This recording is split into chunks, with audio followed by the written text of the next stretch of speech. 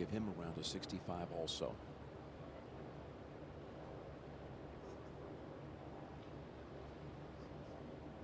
With that stroke, yes. You can almost bank on it.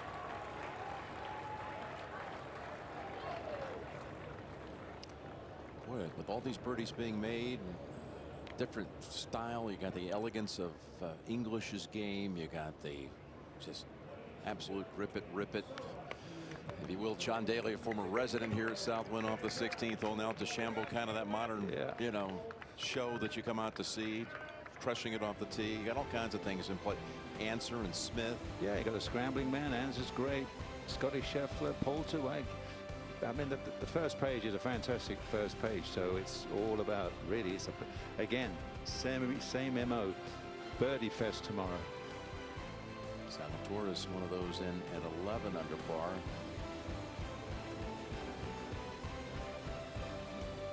There you go. Kind of give it to the youngster. Yes. So again, tomorrow, don't forget, we're on 2 o'clock Eastern time with a special on Justin Thomas to precede that at 1:30 Eastern. Yes, we all love St. Jude. Mic check. Are we starting on time? What's going on? Answer, Smith. Mic check. 2, 3, 4, 5, 6, 7, 8. Mic check. Mic check. To Shambo, boy, based on the last 9 holes, yeah, look out. He's warning you right now. Yeah, I can hear you. Can you hear me? For win number 3 of the year, so of the season. So too will Harris English. On behalf of all of us, and in honor of Gareth Hughes, CBS crew saying good night for now from Memphis. No, that was so much. Mic check. 1098-765-4321. He couldn't even make it to turn around though. But they've been doing that. Convention Sunday. New Big Brother.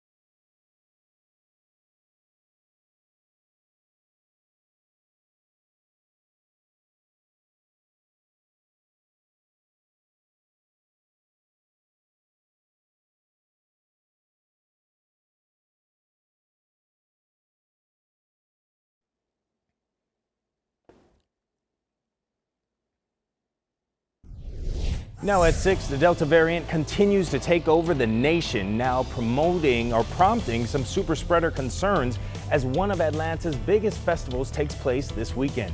Plus, survivors and loved ones gathering to remember the lives lost due to COVID-19, while one community protests masks in schools. And trouble at the terminals, hundreds of passengers left stranded. What's next for Spirit Airlines as they work to make changes? This is CBS 46 News. Good evening, I'm Trayson Bragg. Thanks so much for joining me tonight. We'll have your top stories in just a bit, but first we're tracking scattered showers across the metro. You can actually take a live look at our beautiful city right there. You see those clouds there. My buddy, meteorologist Rodney Harris joins us now with a look at Atlanta's most accurate forecast. What are we dealing with here, Rodney? All right, Trayson, we're seeing some scattered showers and storms across metro Atlanta, drifting toward the south and east at about 15 miles per hour. So let's come in on one of the stronger storms right now, which is right over Gwinnett County, Lawrenceville. You're getting rocked with some showers and storms as we speak. This is not severe, but it is producing some pretty heavy rain and lightning. This is moving south and east, just crossed over I-85. But if you're in Lawrenceville right now, you're going to continue to see this for about the next 10 minutes. And the strongest part of this will move away from you after 10 minutes. but you'll continue to see some light rain afterwards. This is moving toward Loganville, eventually headed down toward Monroe, again southeast at 15. DeKalb County, you are also seeing a small shower, heavy shower there that's moving toward the south and east that just passed over the south side of Stone Mountain, and that's moving toward Lithonia. So if you're watching in Lithonia, heads up, some pretty heavy rain is moving your way. For Atlanta, most of Atlanta is dry, but we are seeing some showers in the Buckhead area, Sandy Springs, Dunwoody, Chamblee, Tucker. You're seeing some light rain that'll continue for you for the next 20 or 30 minutes, and most of this is moving toward the south and east and will end after sunset tonight. So if you have any plans after sunset, you will be in great shape. I am tracking more rain in the forecast, but before we get to the more rain, we do have a drier stretch of weather as well. We'll have a look at your most accurate forecast that's coming up a little bit later. All right, thanks so much, Rodney. CBS 46 is your vaccine team, a landmark moment for the United States as 50% of the population is now fully vaccinated. However, health experts say the virus is still posing a major threat. Although more people are getting vaccinated, there are still major concerns about the Delta variant. We thought that this was getting better, and now we're working as hard, even harder than we did a few months ago. Here at home, the city of Atlanta is introducing a color-coded system based on new COVID cases, the percentage of positive tests and COVID-19 hospitalizations. The red zone would be the worst rating, followed by the yellow, green, and blue. Tonight, Atlanta is in the yellow zone. And tonight, as health officials warn the fight against the pandemic is not over, people continue to gather at big events like this one you see right here. Now, right here in Atlanta, there are some growing concerns that the Dogwood Festival could become a super spreader event. CBS 46's Yasmina Alston joins us there live. And Yasmina, the festival is already well underway, right? Yeah, Trayson, that's right. And a lot of people have been coming to Piedmont Park throughout the day for the Dogwood Festival, despite those COVID concerns. But organizers say that Piedmont Park has enough space to keep everyone safe. Still, the country is averaging more than 107,000 new cases per day based on data from Johns Hopkins University. That's the highest it's been in 6 months. The CDC also predicts a rise in COVID deaths and hospitalizations over the next several weeks. At the same time, the push for more vaccinations continues. Some people that are sick right now say they do regret not getting vaccinated. I'm so sorry that I made the mistake to be negligent and not get vaccinated. Vaccinations are so important. And people here at the Dogwood Festival have told us that they do feel safe and that they do feel like there is enough space here at the park. And organizers do say that they have some safety measures in place, including masks for people who need them, as well as hand washing stations. Live in Atlanta, Yasmina Alston, CBS 46 News. Thanks so much, Yasmina. New tonight, parents listen up. The Newton County school system announcing a temporary mask mandate. School leaders making the decision, citing a significant spike in student COVID-19 cases. The mandate goes into effect on Monday. Listen to this. The district is reporting over 80 confirmed cases in the first week of school. Over 200 students were sent home to quarantine. And Georgia's largest school district also dealing with a surge in cases. Gwinnett County Schools says 253 students and staff members currently have COVID-19, and that's following just the first 3 days of school. Next week, Fulton County students return to the classroom. Today is the National Day of Awareness and Action, remembering the millions of Americans affected by COVID-19. Local survivors and families who lost loved ones gathered at St. Luke's Episcopal Church on Peachtree Street. CBS 46's Mary Smith joins us live from there tonight. And Mary, this wasn't the only event centered around COVID-19 today. Yeah, that's right. We went to several events today. One was here at this church downtown, the other up the road in Milton. Both events centered around COVID-19, but for completely different reasons. As long as I have breath in my body, I will not let myself and I will not let your family members' name be ever forgotten. A passionate speech Saturday from a survivor of COVID-19. So as I stand here in front of you today, tomorrow will make day 500 of fighting COVID-19. COVID-19 has turned my body into something that I don't know. I have spots on my liver, nodules in my lungs. The woman is one of dozens honoring the National Day of Awareness for COVID long haulers and victims who lost their lives. These are my sisters, and my mom is here today to honor my dad and all the other people who passed, who are not just a number, they are people. Up the road, a protest at Milton High School. Today is not about mask, it's about parental choice. Parents are asking for their kids to attend school maskless. We are willing, very willing, to hold every principal, teacher, administrator accountable if they enforce these masks. Y'all hear me? Because they are not medical professionals and they are harming our children. We're not against masks. We're not against the vaccines. What we are against is our choices being taken from us. It's this choice that's being taken from us that we're out here standing up against. It's not okay. It's un-American.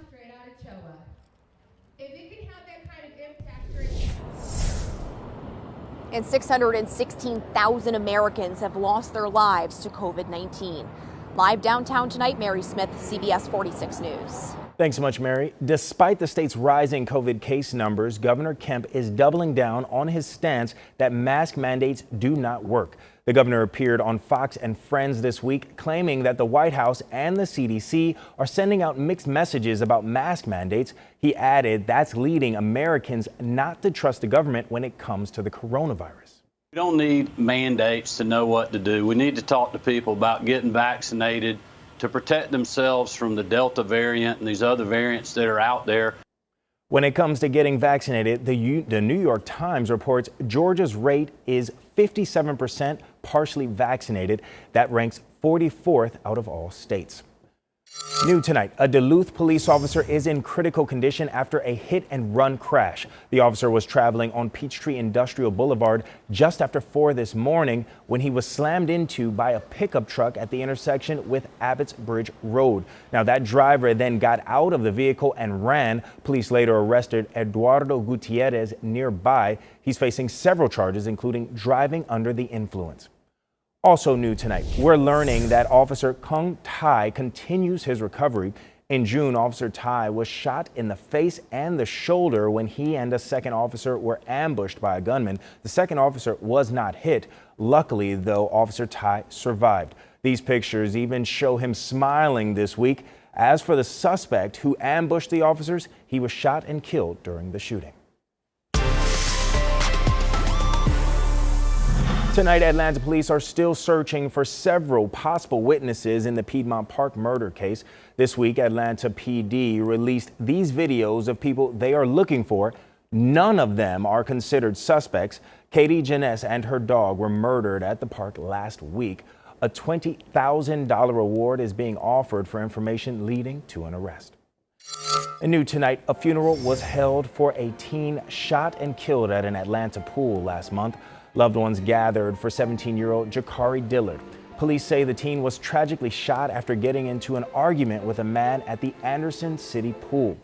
Loved ones took a moment to remember Jakari, a rising senior at Life Christian Academy, saying he was full of life and selflessness. He had heart problems and heart surgeries. It was things that he wasn't physically supposed to be doing that he did. He mastered, completed, and defeated. So I just want to put it out there that he was a very selfless person. Like, he put everybody before him. Atlanta police have obtained an arrest warrant in connection to the shooting. Information of a possible suspect has not yet been released. Now, frustration to the max. People who fly Spirit are fed up. Hundreds of cancellations, leaving passengers stranded across the nation. The changes the airline is making and how they are responding tonight. And let's take you outside for a moment. Here's a live look at Truist Park. We got some drizzle, some rain coming in down across the metro. What areas are getting hit the hardest? We're taking another look at your forecast just after the break. Stay with us. You're watching CBS 46 News at 6. You're watching CBS 46, winner of the Regional Murrow Award for Overall Excellence.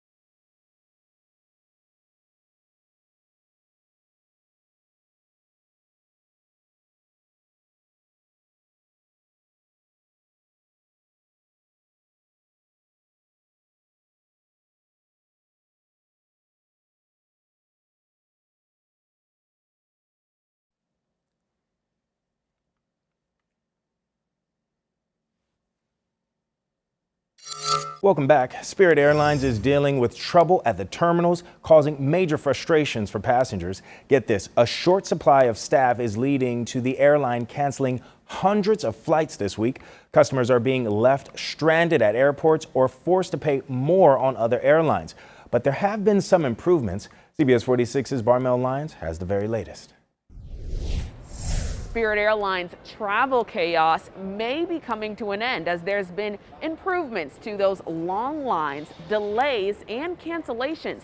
According to some passengers, there's been improvements to those inconveniences and things are on the up and up. Delayed flights, long lines, and cancellations. Yeah, we got here a couple hours early, but the lines were just so long. Spirit Airlines even having a travel advisory on their website, warning customers that they are expecting a high volume of cancellations throughout the next week. So check your flight status before going to the airport. Well, I've been making sure that, that they haven't canceled the flight or there's no delays. Passenger Destiny Law says today was smooth compared to yesterday when she missed her flight because of long lines and delays. It shouldn't have taken me an hour and 45 to get a gate pass to push her. Because you have to go through the agents to get a gate pass. FlightAware data showing that Friday calculations are the lowest the airline has seen since Sunday and on track to improve. And to hear that the flight was on time, it was honestly great. Spirit Airlines Ted Christie said in a statement to guests that he is truly sorry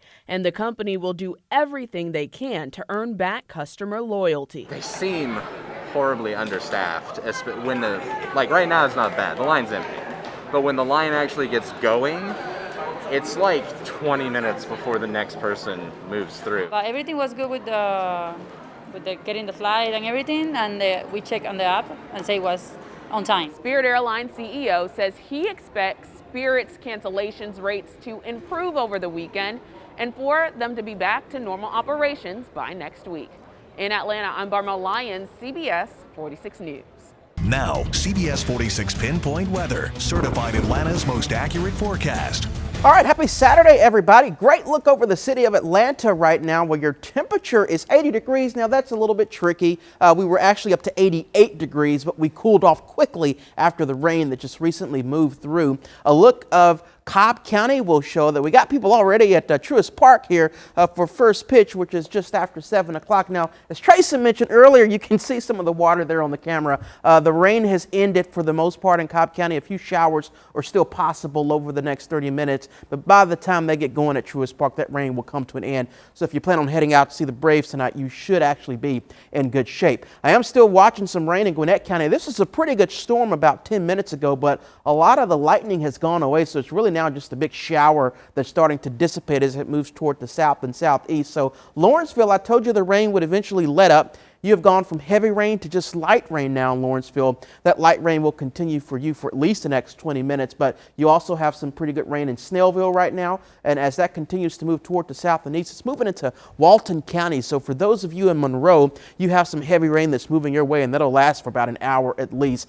as this stuff continues to move toward the south and east. Also still looking at some rain in DeKalb County. This is also weakened a little bit, but I still see a little lightning strike there. So some rain and a little lightning is expected for you in Lithonia and for anybody driving along I-20 in DeKalb County as that continues to move not only into DeKalb County but eventually into Rockdale County as well. As we zoom out, most of Atlanta is dry. A few showers, a few sprinkles around Atlanta will be possible. For those of you in Buckhead and northeast Atlanta, you're seeing some light rain. That includes those of you in Chamblee and Tucker. For those of you in Sandy Springs and Doraville, the rain is starting to come to an end. And as I mentioned earlier, if you're in Cobb County, Marietta, Smyrna, that rain is coming to an end for you as well. As we zoom out on Pinpoint Radar, you can see how basically from Atlanta northwestward, you're dry and you will stay dry for the rest of the evening, which you'll see on our forecast radar. This rain is moving out and we will get some drier weather tonight and for Sunday. Now the rain chances are only at 20% on Sunday for a few sprinkles that'll be possible in the afternoon. When you wake up on Sunday morning, you'll be in great shape, mostly sunny skies. Sunday afternoon, a few dots of green there on the forecast map, so I'll keep a 20% chance of rain in, but if you have any plans on Sunday afternoon, you should be in good shape. Certainly don't cancel those. Most of us will stay dry. dry. So as you plan your Sunday, 71 degrees when you wake up, sunny skies at 8 o'clock in the morning. By 3 o'clock, a 20% chance of a shower. That'll stay in the forecast through sunset. But again, I do think that most of us will stay dry. I am watching the tropics. We have 3 separate systems, or at least disturbances, that we're watching in the tropics. One of these has the potential to become a tropical depression as it moves west by the middle of next week, but that's not anything that we have to worry about here in Metro Atlanta as of yet. So Sunday is mostly dry, a little bit warmer, 89 degrees. It'll stay in the low 90s for the beginning of next week, also staying mostly dry, only a 20 to 30% chance of rain, and tracing those rain chances will go up by the end of the week, up to 40% by Thursday. Wow, thank you so much, Rodney. Thank you for that update. Now, to all my fellow foodies out there who love to eat out but are worried about the coronavirus, Yelp is ready to help. You see what I did there? But the company is now giving users the ability to filter restaurants and other locations based on vaccination status and requirements. For instance, you can now find out which places have their staff fully vaccinated or require guests to be vaccinated. And also, Kroger is teaming up with Kitchen United to start ghost kitchens in its grocery stores. Now, this on-demand meal pickup and delivery service will offer food from up to 6 popular restaurants. Customers can select items from any of the restaurants to create a customized order on one single receipt. And Chick-fil-A is launching a new delivery service. The company just filed for plans for a commercial kitchen project off Cheshire Bridge Road near Morningside. It will house the Little Blue Menu delivery service. The service will offer classic menu items and some new products like wings and roasted chicken. The service is expected to launch next year in Atlanta. Now, still ahead on CBS 46 News at 6, local college students getting a big surprise on one school making a big move. Now millions of dollars in student debt is gone. The Falcons were on the field at Mercedes-Benz Stadium, and the fans got to watch practice and hear from Coach. We're going to hear from Coach coming up. Stay with us.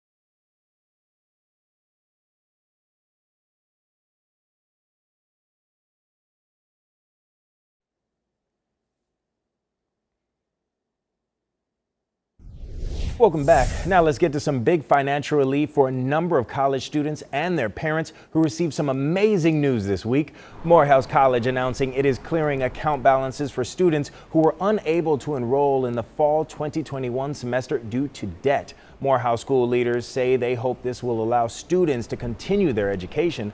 Morehouse is among at least 20 HBCUs that have paid off a combined total of more than $25 million in student debt in the last 3 months. Now, we told you last week, that Clark Atlanta University cleared balances from spring 2020 through summer 2021.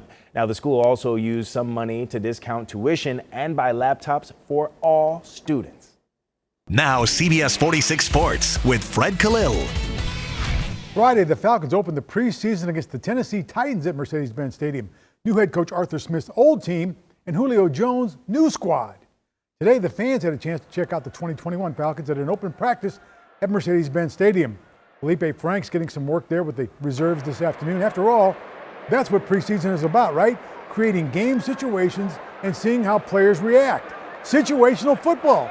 Coach explains.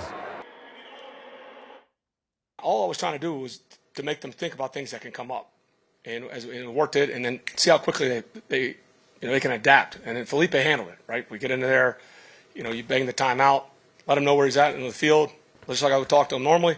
Say, hey, look, 15 seconds, you get this ball complete, we got to get up and clock it.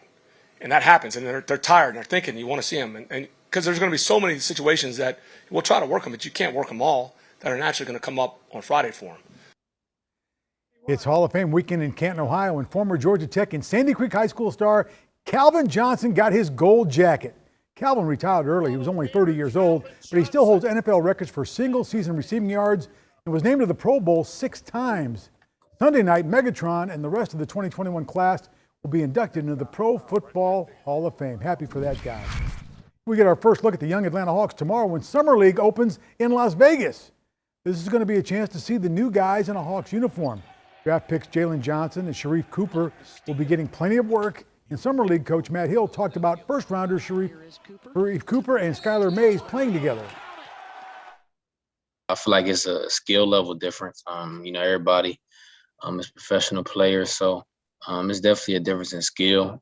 Being that 1 through 5 can play, so that's probably one of the only differences. It's actually better for me, being that I like to pass so much. So just getting the feel of things, getting the hang of things. And they will play together in Summer League. It's something that we're going to see.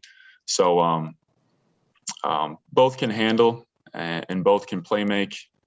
So I think that's a luxury to have in Summer League. And Sharif was a second rounder. Okay, the Braves are riding a 4-game win streak, host the Nationals again tonight. The Braves are just 1 game out of first place in the East. The Phillies lead the Mets. The Mets are a half game out in second place, so pretty wild. It's getting close. We've ended the rain for them, so they'll be good to go tonight, Fred and Trayson. Well, thanks so much, guys, and thank you all for watching. Join us again tonight at 11. Have a beautiful night. Thanks for watching CBS 46 News. Watch us live wherever you are on our mobile, on our streaming news app. And you can also watch us on Roku, Apple TV, and Fire TV.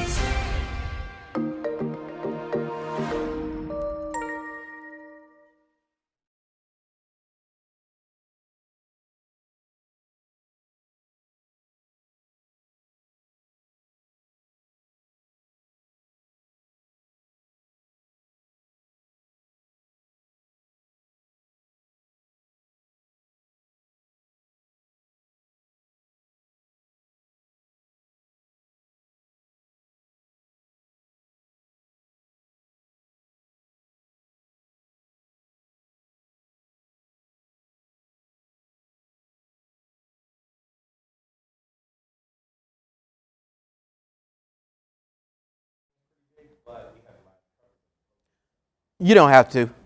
I just need a super. That's all. Yeah. Or I can just go if you want to. Yeah, I'll go. We're good.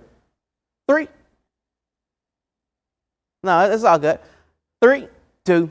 It'll be a pretty decent Sunday in Metro Atlanta at 8 o'clock, 71 degrees and sunny skies as you get your day started. Still great for lunch on Sunday, 85 degrees. It'll be mostly dry, but I've kept a 20% chance of an isolated shower in your forecast starting at 3 o'clock through about 7 o'clock, but I do think most of us will stay dry on Sunday, and this nice weather will continue into Monday as well. We're up to 91 degrees on Monday, and on Tuesday and Wednesday, mostly dry, a 30% chance of some pop-up afternoon and evening storms. The rain chances start to increase by the end of the week up to 40% for Thursday and Friday and heading into the upcoming weekend.